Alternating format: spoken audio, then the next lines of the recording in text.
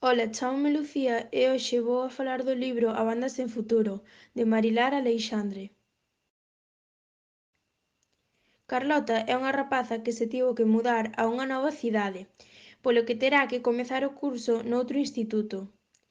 Ao comezo ten medo de que os seus novos compañeiros se burlen dela, por ser nova e tamén porque sempre leva posto un gorro.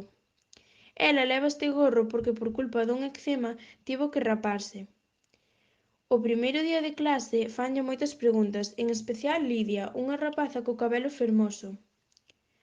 Un día, na clase de inglés, Toño fala mal dela e Carlota decide contarllo a Mr. Bean. Algúns personaxes importantes tamén son Miguel ou Moncho, dos que fala con Posh, o cantante dunha banda que morreu e do que ten un póster na súa habitación.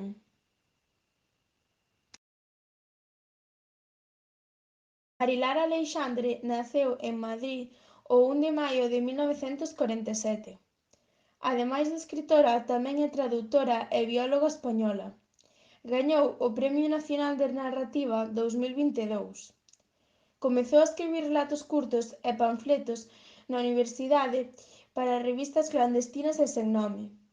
Máis tarde comezou a súa participación en certames de poesía.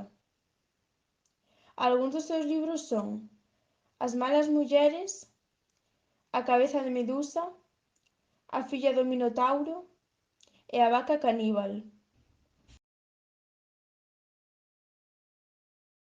O meu personaxe preferido foi Mr. Bean, o profesor de inglés, xa que axuda a Carlota cando precisa.